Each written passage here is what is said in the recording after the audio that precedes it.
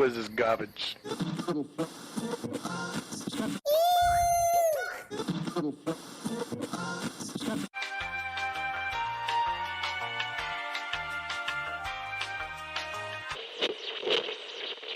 No way. Ooh, this guy thinks he's Captain Knots. Thinks he's Captain Tying Knots. When everyone needs some knots tied, they go to him.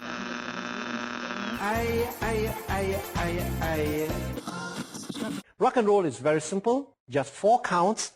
1, 2, 3, 4. 1, 2, 3, 4. This is rock and roll. There you have it, ladies and gentlemen. Välkommen till livestreamen.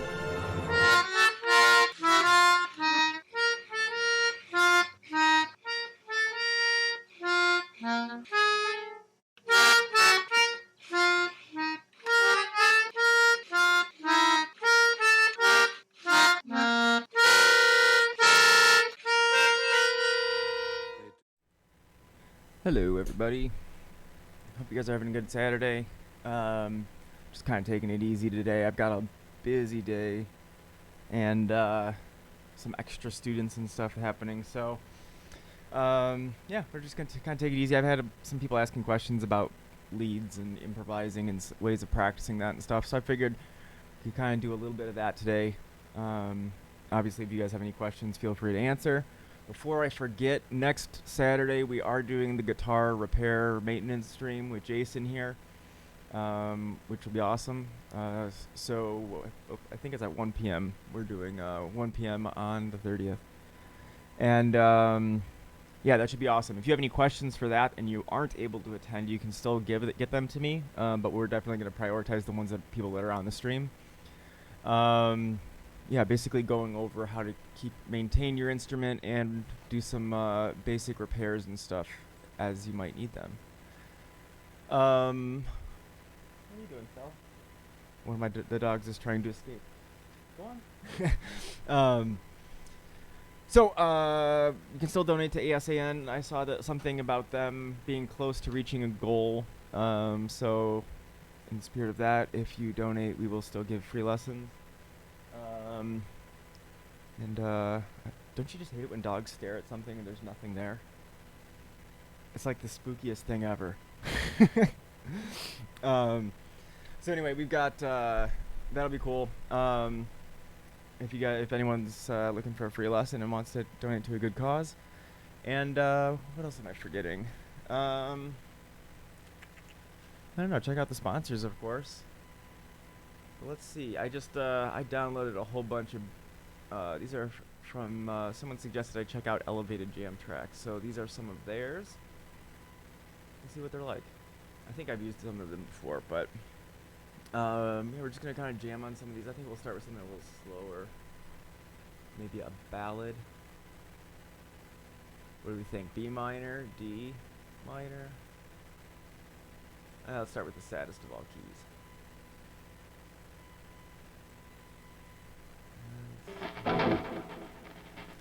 Anyone doing anything cool today?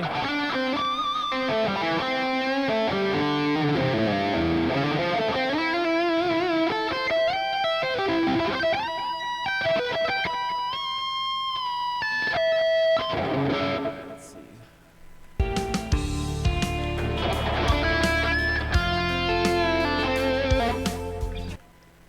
A little loud. Probably should have checked the volume levels on all this stuff.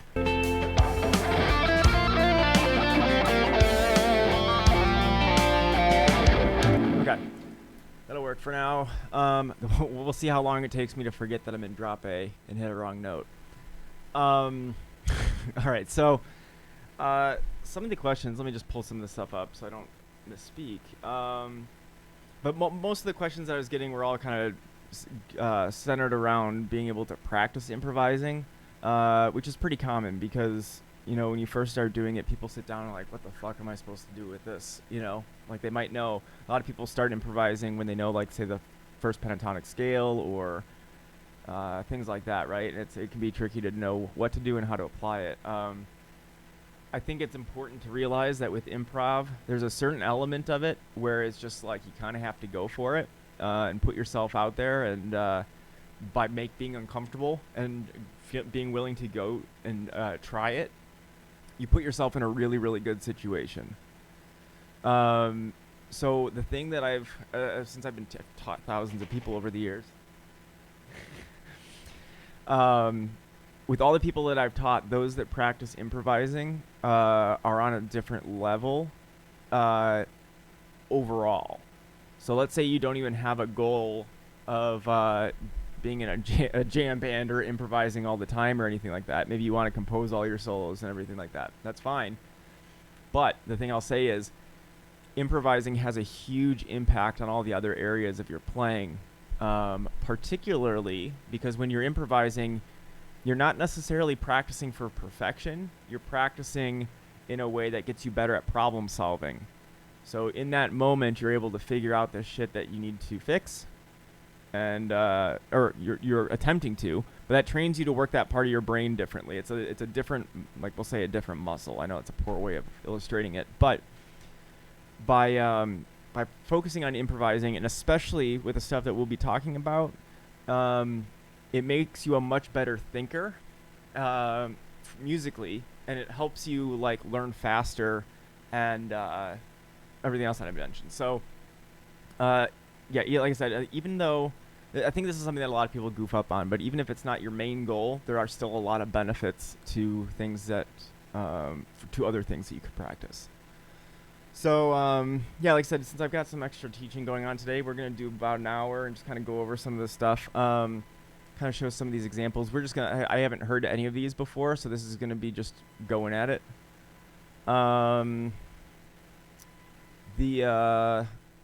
The thing, let's see, which one should we start with? Because you can get really, really complicated with how you practice this. We don't necessarily want to do that. Let's start with something kind of straightforward. So, and this could apply to anything that you learn, or anything new, I should say. But let's just, like I said, a lot of people start improvising when they know the first, like the minor pentatonic scale. Okay, so if we have that scale, I could limit myself to only playing those notes, and just try and go for it, okay? And so what we want to do is just kind of, we're gonna wing it at first, and then when we find something when you find something that you like, you want to try and develop that. I know I'm talking a bunch at the beginning, but one thing I'll say is that motifs are important, and the motif is basically your musical theme. It can be based on note choice, it can be based on rhythms. Most of the time it's some sort of combination of both. But establishing those, I feel like most people, like I said, it's awkward to start, but I think like in addition to the awkward start, I feel like people often have too many ideas. So they're hard on themselves because it doesn't sound like what they want, but really what they have is like almost like a musical ADD in a way, where you have like, they could all be really killer ideas, but they're all like not working together how you'd want. So thinking about it in the sense of a motif can be really helpful. So yeah, so this is a ballad. It's in the key of D minor, and we're going to start by only using that first pentatonic shape.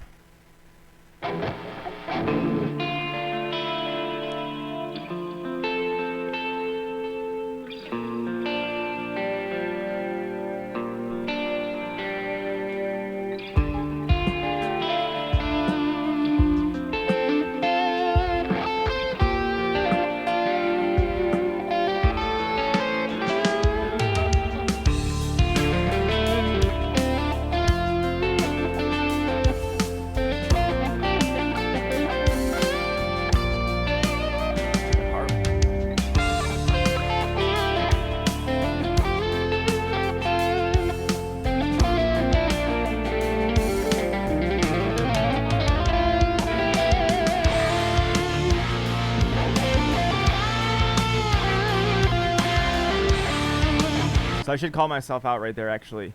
Oh, that's lame. No worries. So I actually cheated already. So this is a good thing to just call myself out on. We're talking about like using the restriction and only using that one shape. My head was telling me to do some other things. So I just did it, not really paying attention. The goal is to not let that happen as much as possible when you are putting a restriction on yourself, right? because then otherwise you're not really actually practicing it. So let me actually do this. So we would start by just doing that one shape.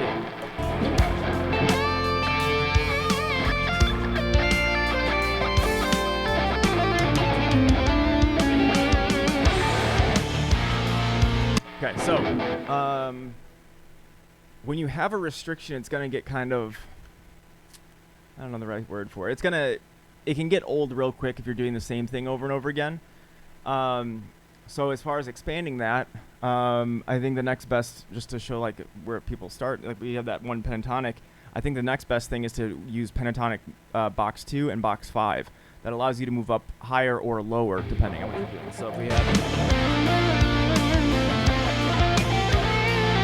5, 1, 2, 1.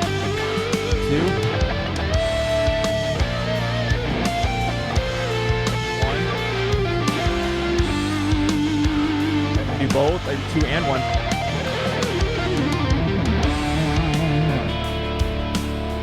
So anyway, you can restrict yourself to just something that you're trying to get, or you're new to, right?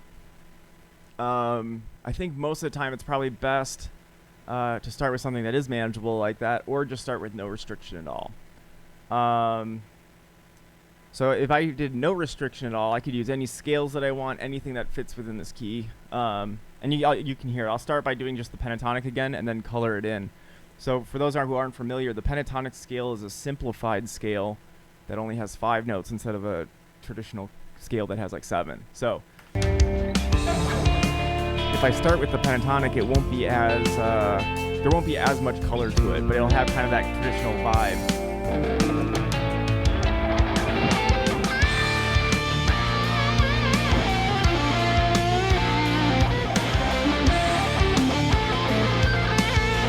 Oh, Jesus.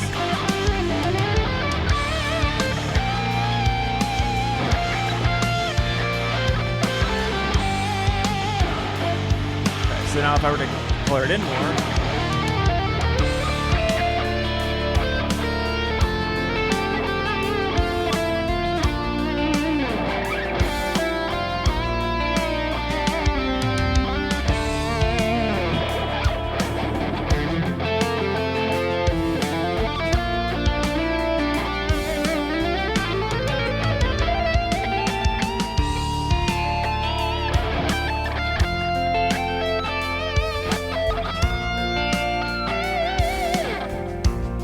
it makes it a little bit more interesting, and like you need to learn how to solo like that.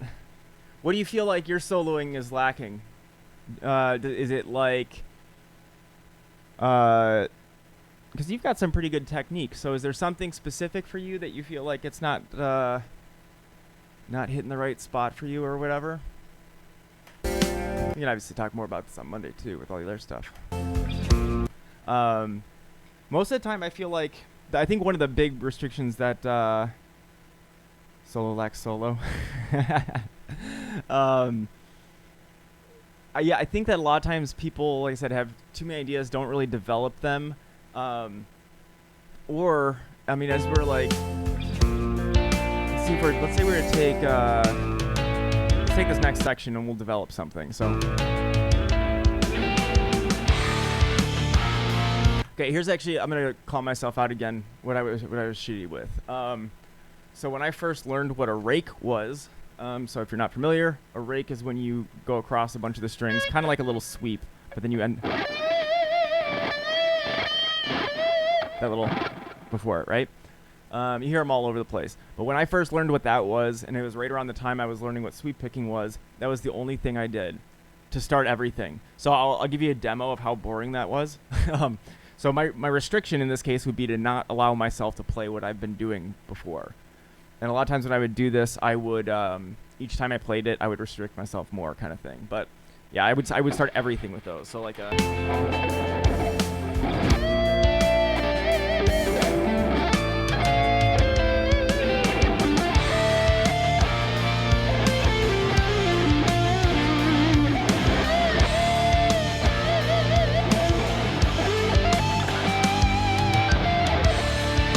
everything starts like that, and it gets old real fast. So melody, rhythm of it, I tend to play the same shit. Yeah, I gotcha.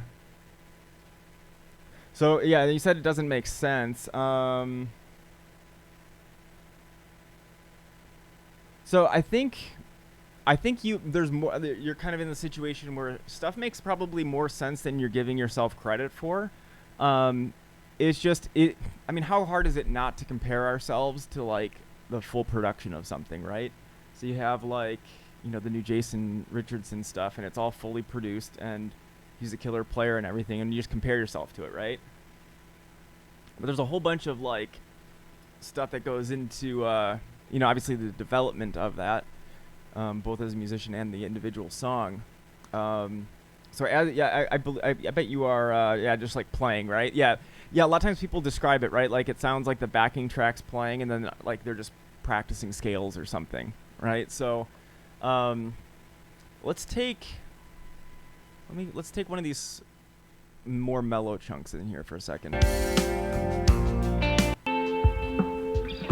So we're going to take this first chord progression, and I'm going to just kind of show you how I would...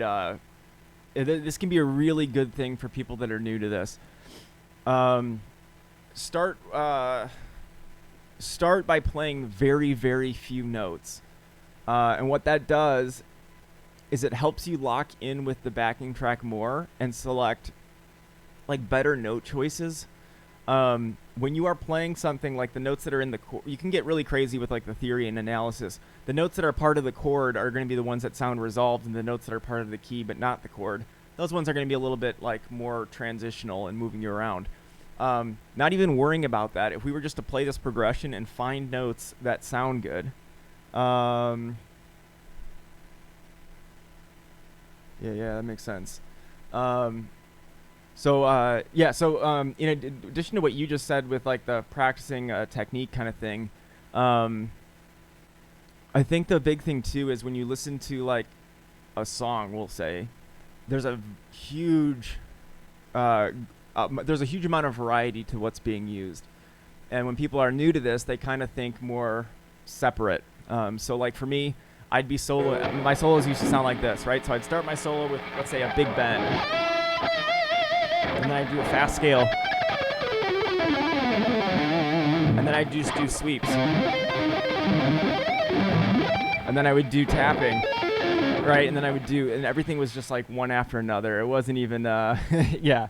Oh, yeah, I'm just saying, like, but the little things, that's where we want to start, right?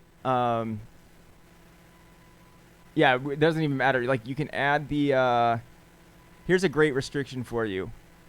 You can only play one note per measure, and you can only use one string. Like, now you can do different versions of this, because obviously the restrictions make you think differently, which is the whole point. But I was gonna say, like, starting with very minimal notes. So let's start with, let's see, so.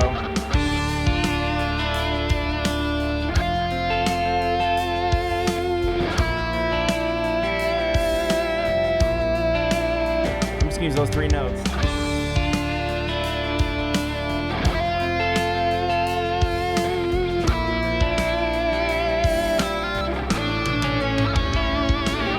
There at the end I added variations, but as you feel comfortable, start adding stuff. So I found some notes that sound pretty good, and then you can start coloring that in more, right? We can have like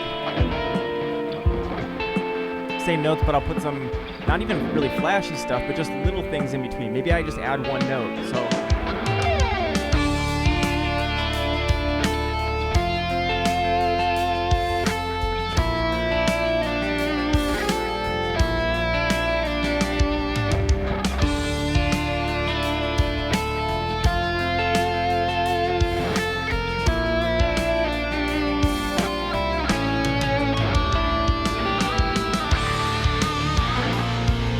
it's almost like, thinking more in a way like a singer. I might have mentioned this actually on another stream. So for me, I had one of my teachers a while ago kind of describe my soloing as a run-on sentence, which didn't feel good, but it was true. So what I was doing was I never put like punctuation or anything into the phrasing. It just kept going and going. And that made it sound a lot like it was just doing technical practice instead of, what I actually wanted. So if you like I said, these restrictions are meant to make you think differently. Here, let me switch this real quick.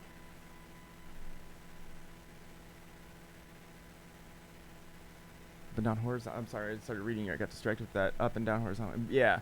So if you start with just like I said, I started with just 3 notes. And then I added 1 note in between those. You could add whatever you want. But starting with the really minimal phrasing is great because, like I was saying, I had like run-on sentence phrases and it was just too much. And it helped me a ton to think like a singer. Or I used to play saxophone, so kind of thinking like that because you have to breathe to sing, right? And so what I would do, it was really difficult, and I had to make like like obnoxious breathing noises. But when I'm breathing in, I would not be allowed to play anything. And when I'm breathing out, I would allow myself to play whatever I wanted. But I had to think more about the phrase and the punctuation, right? If you just have one sentence that just keeps going, it gets confusing. You can't lock into what's going on. If you have it where it's, you have like a paragraph, it's easier to follow. And so like, yeah, we could take that same kind of idea and I'm just going to build off of that little idea for a bit.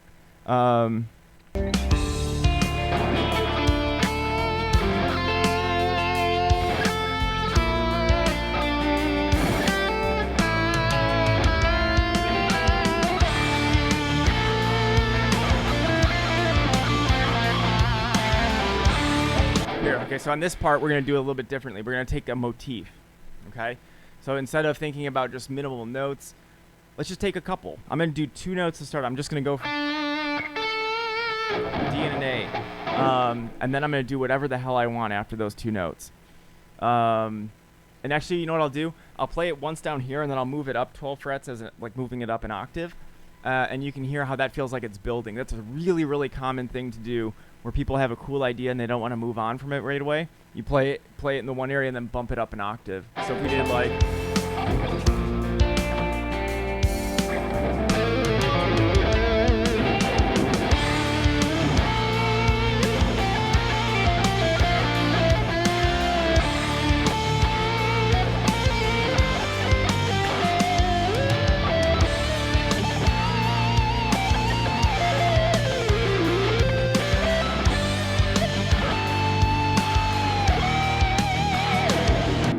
playing that little... That's it, 2 notes. Not on B. When you go up an octave, actually go up an octave. But yeah, like the...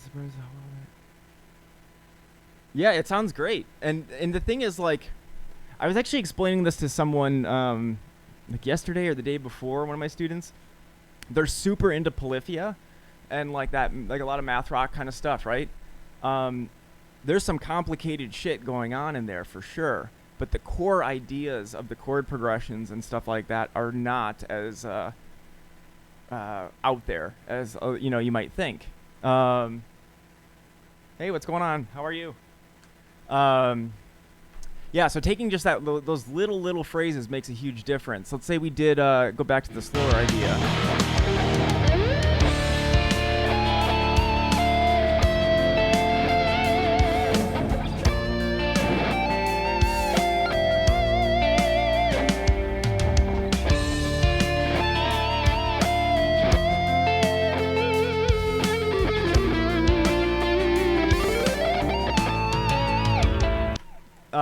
Obviously, I was adding a little faster stuff in there, but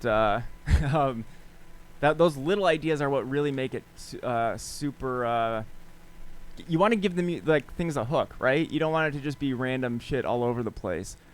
I'm throwing out a lot of restrictions just because everyone's a little bit different. I think a really good one is to like for a lot of people. I actually kind of mentioned this one and forgot.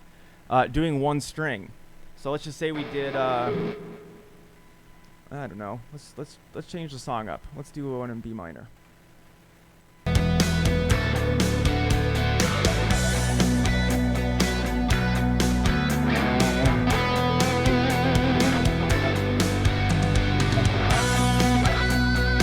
Okay, so we're gonna start with the same kind of idea, but instead of this time we're gonna restrict ourselves to just like say the 2nd string. That's all I can use.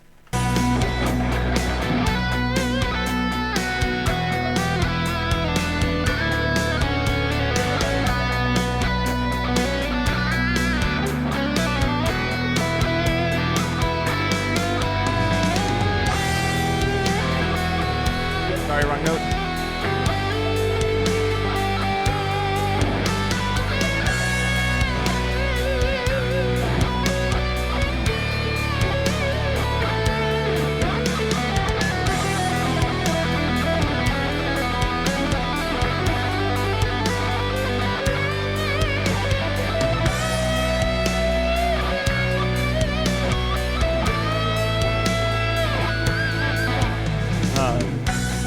The one string thing I find very, very helpful for people that are stuck in one spot.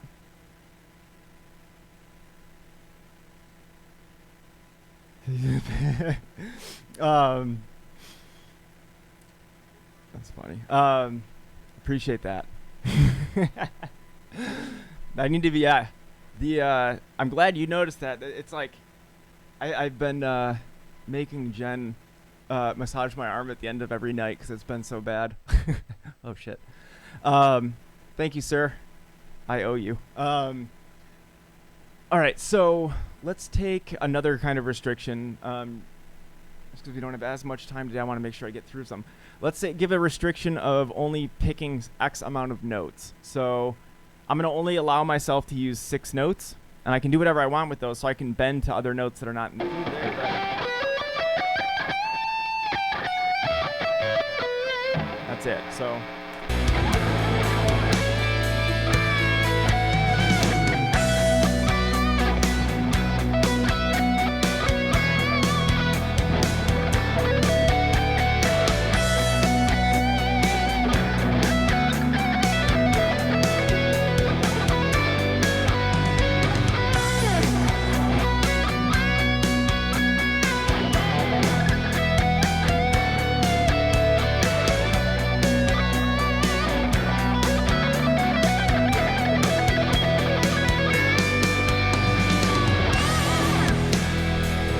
So I'm trying to think of there's another one that I was going to bring up. As far as the restrictions, I guess a better way of putting it too would be to think about it as like physical stuff versus more like the mental theory stuff. So the physical ones being like playing only on one string, only using so many notes, things like that. But you could also do like I've done some really goofy ones with my students where they have like you can only use I don't know, let's say you can only use your ring finger, right?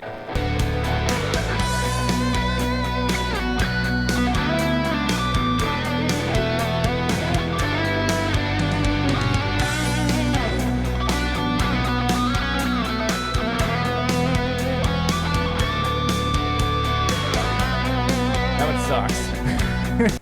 And like I said, it's super hard not to cheat when you put these restrictions on yourself because you want to do something that's easier and cooler and whatever else. But yeah, don't do that. Let me find. Let's do another one, and we're just gonna start with minimal stuff and then start coloring it in. Okay, let's try this one.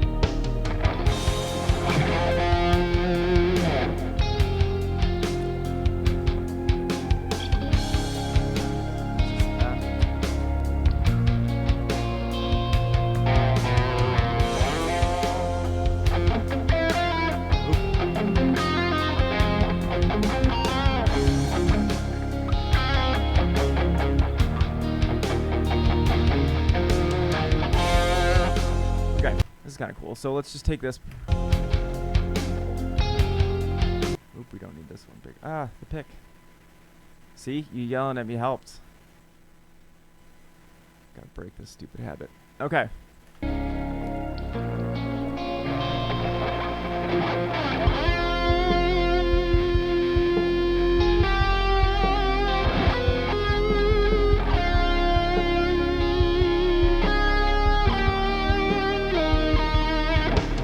That's gonna be my little building block. Okay, so I had.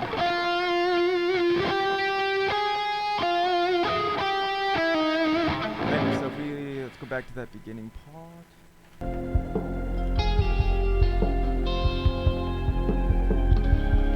Start small, and then like the goal what I'm gonna do right now is I'm gonna repeat that same idea over and over again and just experiment with different things. You know, when you're doing this yourself, if you come up with something, it's okay to pause for a bit and kind of goof around, get your fingers more comfy with it. We're gonna start.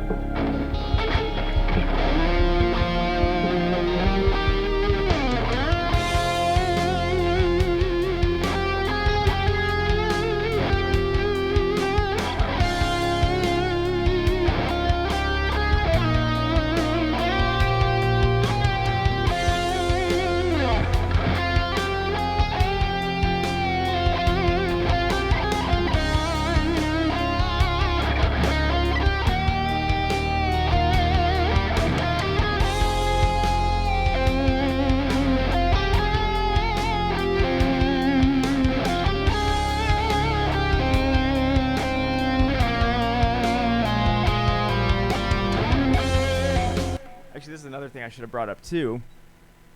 Just in terms of like common patterns with music, a lot of times you will have like your main idea and then a little variation on that. So we'll call it like idea one, then the second idea, go back to the first idea to kind of bring it back in, make it sound more, not repetitive in a bad way, but make it sound more cohesive, and then go on to a fourth idea. So if we did like, you know, maybe like something faster at the end. So if I went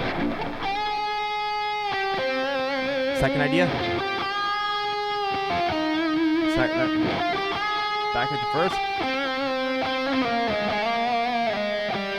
first, something completely different for the fourth. So let me read what you just said.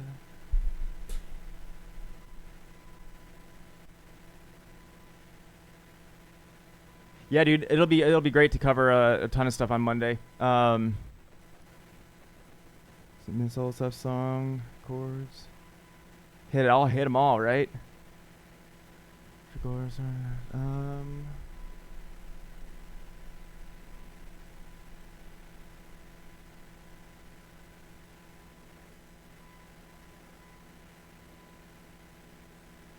Oh yeah, definitely, man. That's yeah, that'll be killer. It's yeah, I think what we should do. I mean, this is for anyone, but like, it's good to have like sort of a routine set in place where you get to knock out some of this stuff, take a break from it, do something else, take a break from that, and kind of rotate through the different things that you want to hit.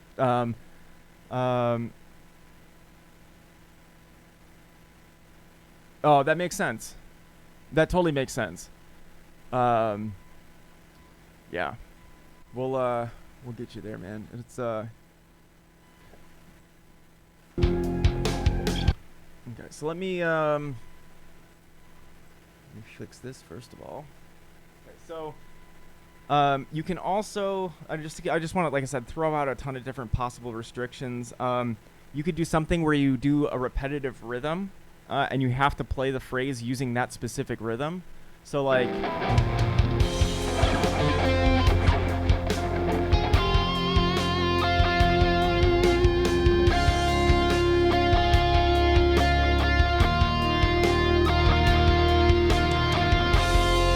So right here, I literally just played the note of the key, the F. That's going to be my rhythm. So I'm going to play it real quick, and then I'm going to go ahead and flesh it out after I get the rhythm established.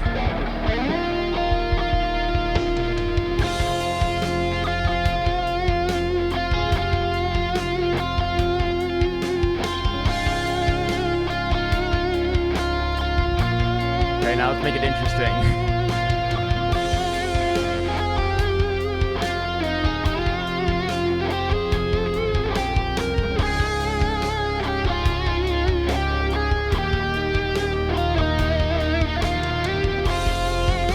Dude, that one actually worked out pretty badass. I was half expecting to just totally fuck up a note choice thing there or whatever. But you see what I mean? That's the exact same rhythm over and over and over again. The only thing I was changing are the notes, and that makes a big impact on things. I always botch this. I can't remember the name ever, but is it Beethoven's Fifth or no?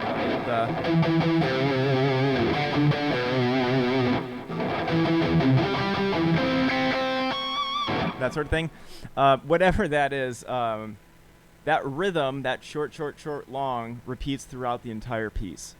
And so that rhythm is really unifying everything. You hear this a lot in like metal stuff too. Metal and classical tend to do a lot of this, where play the exact same. Here, I'll rip off. We'll steal an Arch Enemy thing because I just heard this song. So what is it, Nemesis? But the little melodies, I don't remember what key they're in, but. Okay. So if we just like break this down for a second and we analyze what we're hitting there. I'm just going to do it in this key. So if we're in F, we're basically doing the scale degree wise. We're playing the first note. 1, 2, 3, 5, 6, 4. So 1, 1, 2, 3, 5, 6, 4. As far as 1, 2, 3, 4, 5, 6, 7, that sort of thing. If I play that same pattern, 1, 1, 2, 3, 5, 6, 4. New set of 6 notes. Right, it sounds really unified. So.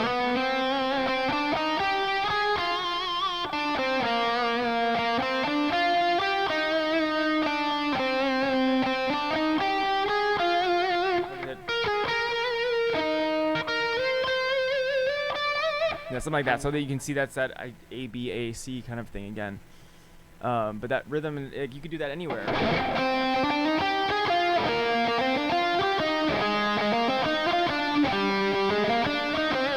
Sounds like a pirate song when you do it that way, though. Anyway, the point is you can keep repeating that stuff. I think it's good to do the like I said, start off with no restrictions. Find out what you're doing too much of. Restrict that in some way. Whether it's you kick it out, you're not allowed to use it anymore, or maybe there's something like here. This is one that we didn't touch on as much. Let's say there's something that you want to be able to apply. You can go crazy with this. You could say, okay, I want to apply legato, like hammer-ons and pull-offs. So you could just throw a little, like I just threw the little hair ties on. I'm not going to pick anything, so I can only do hammer-ons and pull-offs.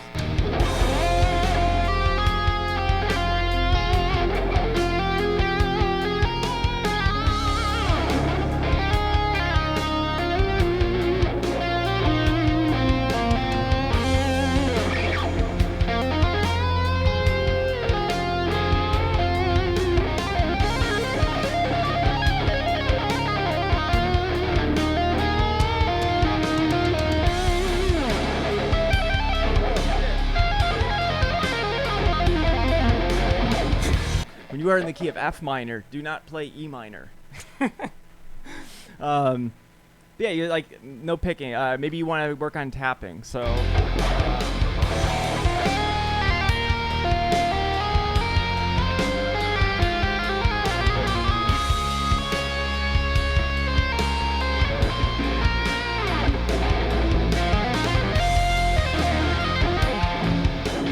Let's see. Maybe here's one. I think for a lot of people, this would be a good one. Pick 2 or 3 things to try and focus on combining. I like using myself as the example, obviously. So one of the big ones that I sucked at, well, for a while my vibrato was shit, just in general. But one of the ones that I really sucked at was doing something fast into something like a bend or a bend vibrato, especially. I mean, how disappointing is it, right? When you hear something that's like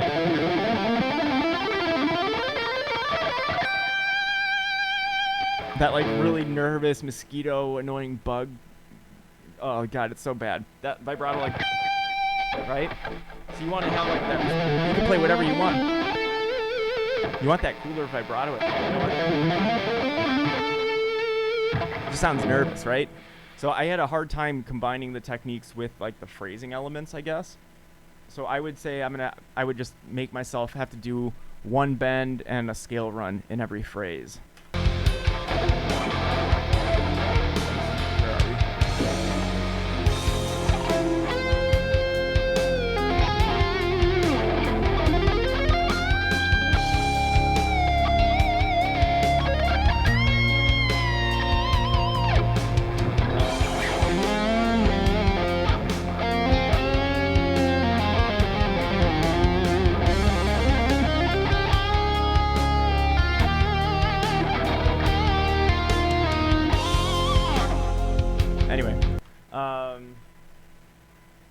like I said, the big thing is if you're doing something too much, and I mean, now you can film yourself or record yourself in any way, right?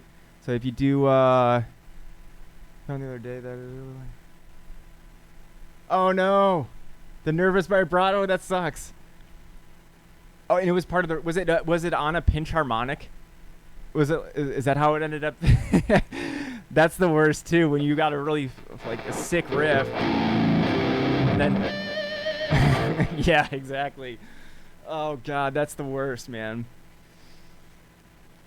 There's, you know what's kind of sucks about, like, getting better is that, like, you know, like when you first start, everything's a little, like, I'm trying to think the best way of putting this, but when you first start, like, you're listening, I'll say it this way, there were a lot of albums that I still love the songs and stuff of, but the production just has ruined it for me now that I've gotten into that side of things.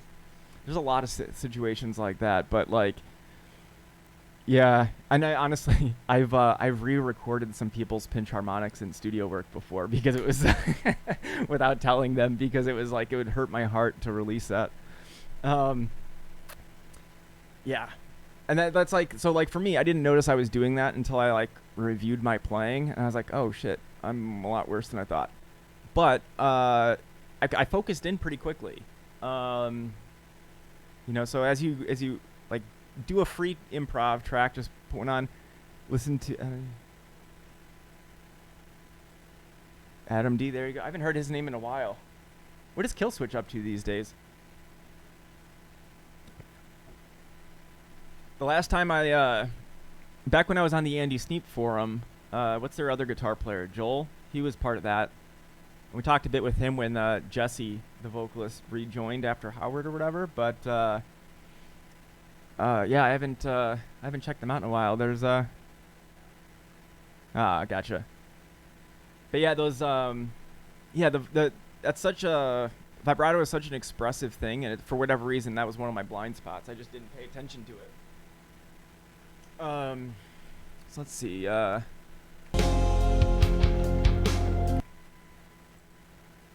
says, so you can do things that you're doing too much, kick them out, or if you're not doing stuff enough, add them. So if anyone has something that they would want to see demonstrated in improv, feel free.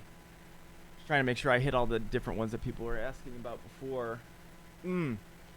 I didn't really touch on this one, so if anyone wants to see something, just put it in the chat or whatever. But the one other one I didn't really talk about that much, like is picking specific notes, and that would be more based on the music theory stuff. Like these backing tracks that are like the elevated jam tracks, they have the chords listed on there. But like we were saying, if you hit the chord tones, it's gonna sound resolved and everything. The other ones, not so much.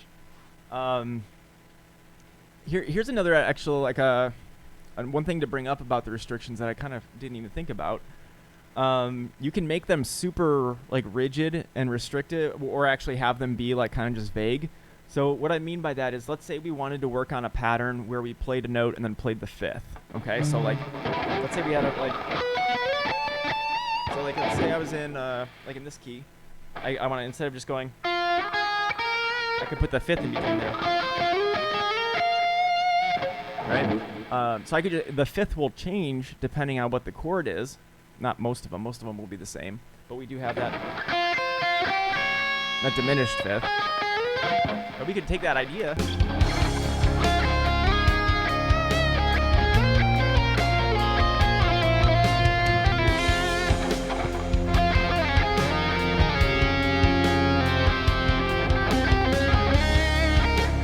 And obviously that would, again, like, when you hear the stuff, they're cycling through a ton of different things, right? So I might do fifths for a second, and then change it to something else. So like,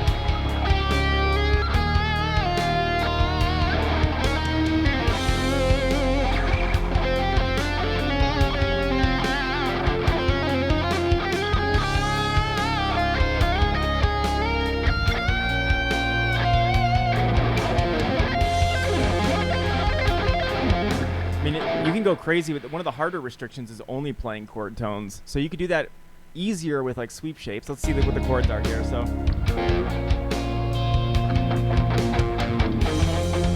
we got like an F minor. So So say there was a D minor chord being played in some way, solo. Okay, so yeah, so if we had a D minor chord and an F chord, chord notes being played in the melody, there would be some tension. The thing you have to think about is, so let's just say the key of D minor, okay? Make it easier. So key of D minor, there's a D minor chord being played. So in the key of D minor, the only note that you have that's an accidental is the B is a B flat. Everything else is regular. So D, E, F, G, A, B flat, and C. The D minor chord, the first, third, fifth, D, F, A, those are the notes that will sound complete, okay? And, but the notes in the F chord, F, A, and C, there's two notes that are in common. So the only difference between a D minor chord and an F chord is in a D minor chord, we have D, F, A. And then in the F chord, we have C instead of the D. It's one note different. So if that one note that was different was hit, like here, let me hit the, let's go to the beginning of this. So when the F chord plays, I'm going to play an F note, I'll play an A note, and then I'm kind of doing the opposite of your example. So the F chord is what's being played, and I'm going to play the D minor, okay? So if we did right here at the F, sounds good. Let's go to the actually louder spot. So it's here. So here's the F. Sounds good. Here's the A. Oops, sorry, I didn't hit the right thing.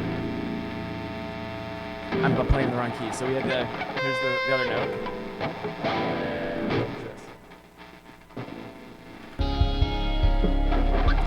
So I'll play the first, third, and fifth of this note, you'll see. So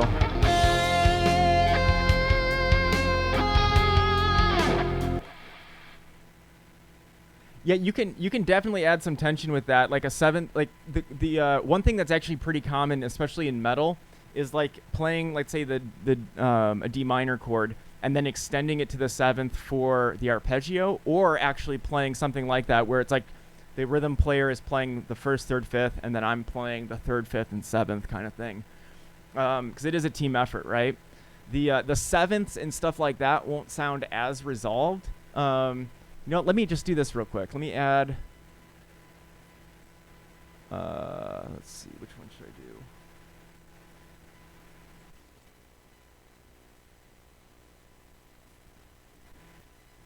All right, I'm just adding. We're gonna add a little cello, just so we can use this as an example and not worry about the backing tracks to have this make more sense.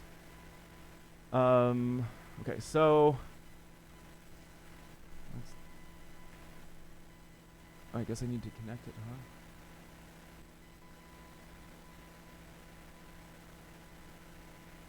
huh? Hello?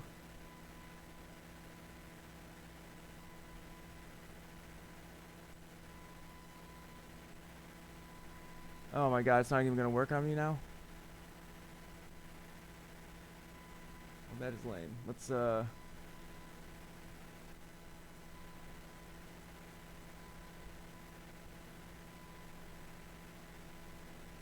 don't understand why this isn't loading. Ugh. Let's just add,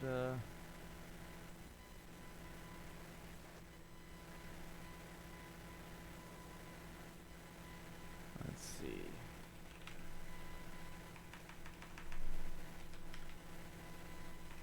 Oh, you.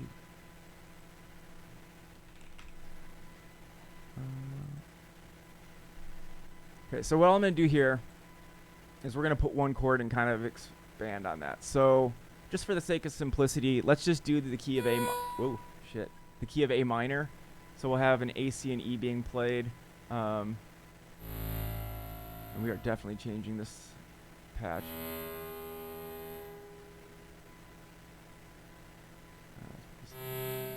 Okay.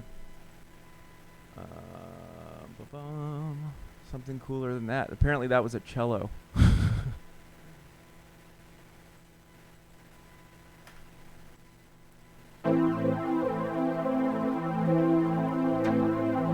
Okay, so if that is yeah, no worries, man. You're just in time because I fucked up a lot of stuff with my VST. So right now we just have an A minor chord being played, and we're gonna deal with just the key of A minor to keep it simple. So as this is being played, there's only an A, C, and E in the background. So in the key of A minor, any of those notes will work, right? Because I can go. It helps if I don't mute myself. Let's have a non-obnoxious gain tone for a second.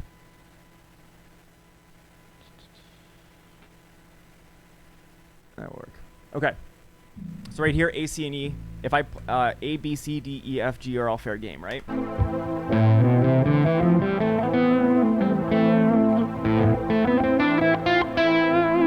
Okay.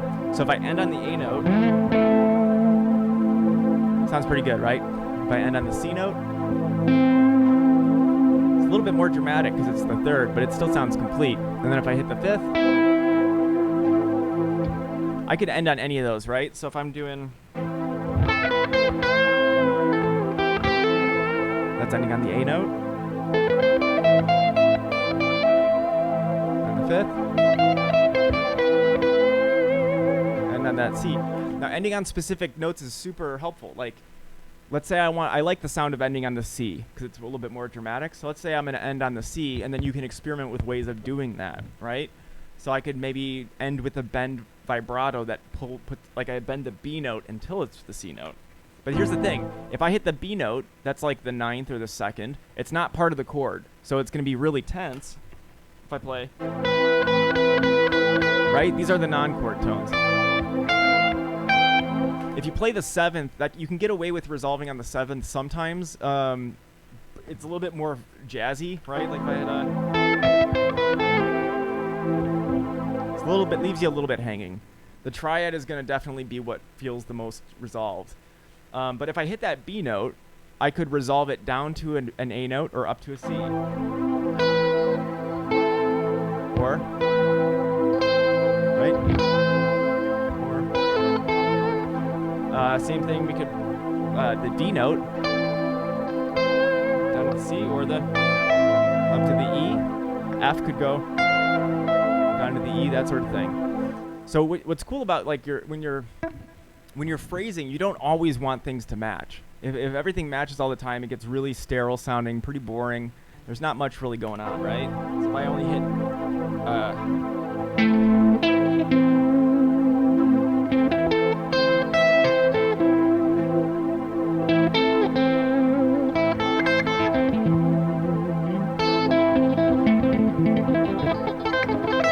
and it doesn't really, like, even no matter how you play those, you start doing some crazy sequences and stuff, it's still just those chords.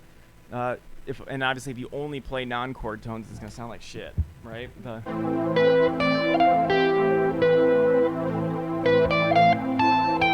cheated. See, I wanted to hit that chord. But you can create tension by not hitting those notes and then drawing it back in, right? See?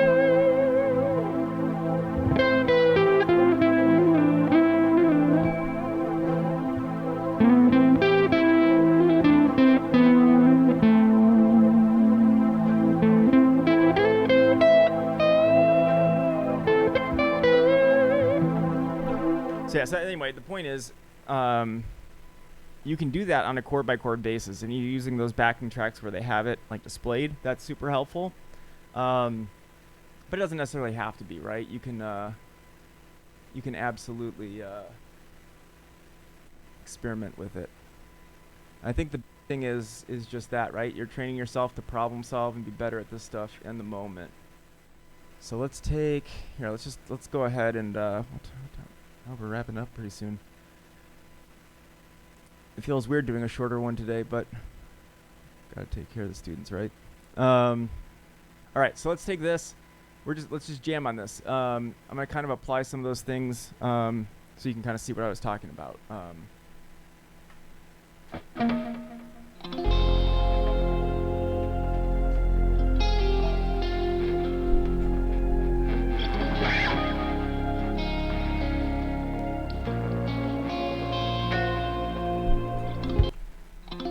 Is there a difference between a solo and a lead? I guess there could be. I don't know. There's a lot of terms where people throw them around where it like doesn't really matter. You know, like riff, lick.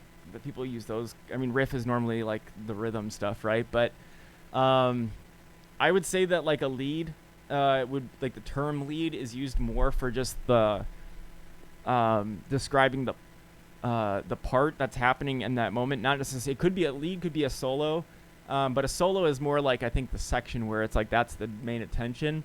A lead could be just something in the background, right? So like when I was touring with Seven Horns, for example, there was a really cool heavy riff that I did not get to play, but I played the lead part for it. So in the back, while they were doing all this cool heavy stuff, I was doing the...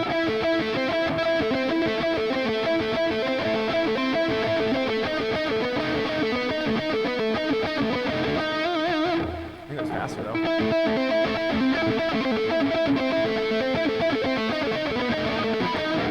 Yeah, that was it. Because the riff that they were playing was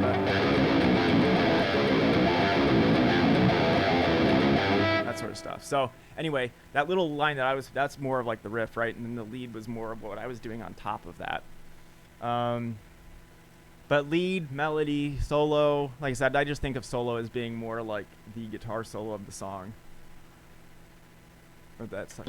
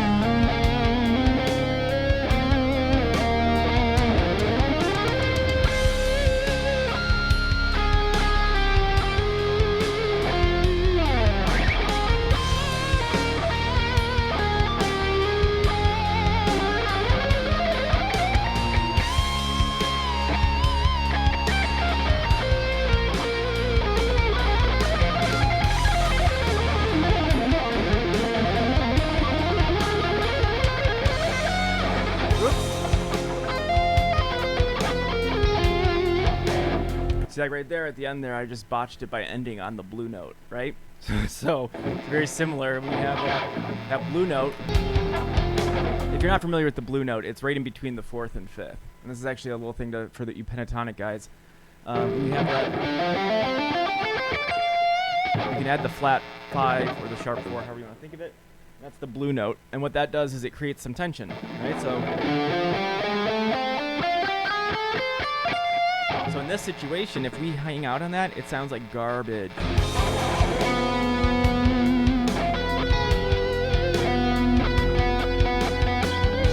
It's not really good when you put it in context.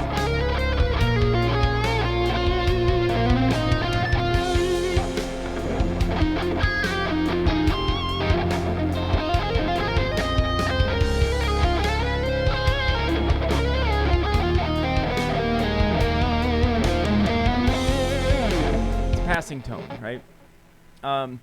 We actually probably should do a little thing on like the non-chord tones at some point. I think that would be good for a lot of you guys. But yeah, like I was saying, for the questions that I was getting, we're all kind of focused on like what to do when you improvise. And the thing is, like we were saying, at first you just have to kind of go for it. And as you're doing that, though, focus yourself in to see what the things you need to work on or that you want to work on, right?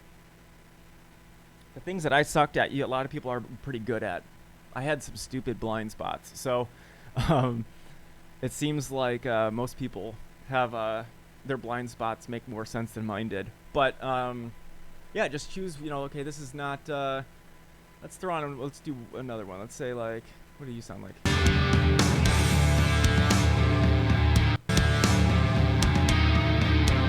Kind of like a Tool song. Yeah, why not? So we have...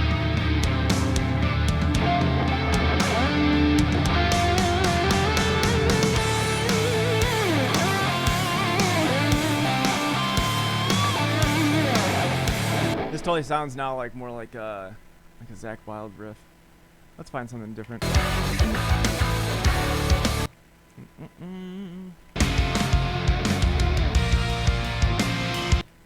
Let's see, which one? I don't know.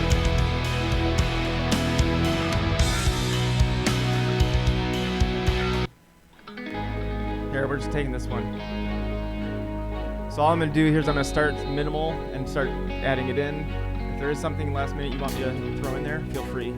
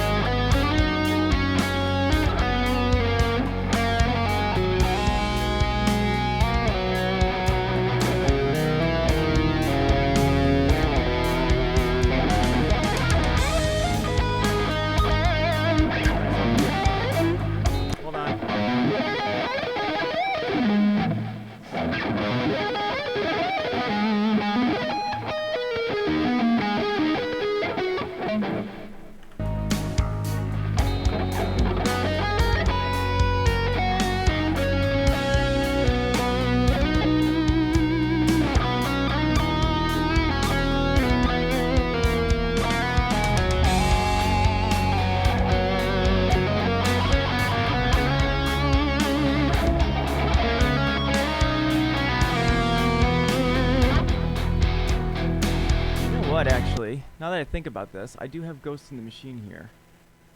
Let's do a one. Let's see what the one take is like for this. Pay attention to the chorus in this, especially for the motifs, because this is one of the melodies that is like, I think, one of the best examples of a motif, because it gets stuck in your head so much. I mean, how old is this song? And so.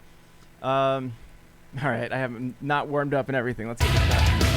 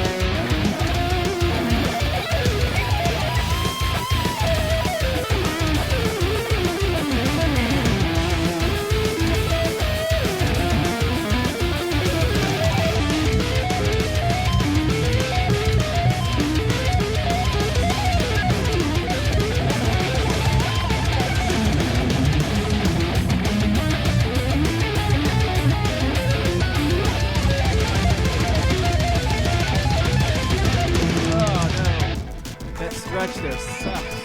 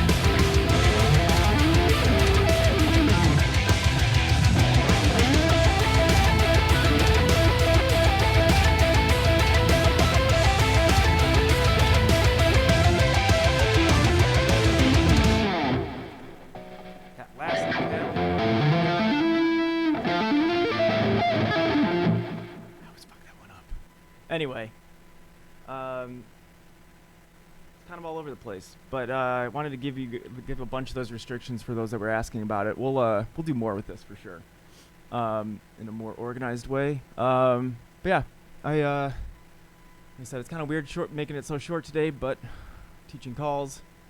Hope you guys have a good rest of your day. I hope to see you guys next week for the guitar repair maintenance one, and be sure to send your questions in if you aren't going to be able to attend, because I know some of you can't. And yeah, enjoy the rest of your Saturday. Damon, I'm looking forward to seeing you on Monday.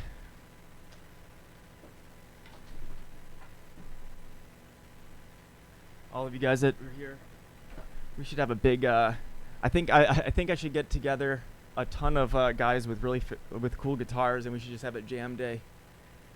Some people with like all kinds of nice boutique ones and stuff like that. So anyway, I think we're gonna do some cool stuff with coming up in the pretty soon. So donate to ASN if you want a free lesson. You can use the code ZACK10 at Limitless Cables for 10% off. Check out Swiss Picks. See you next week for the stream. Ask him where the tone comes from. Will do. All right, guys. Appreciate you. Hope you have a good rest of your day.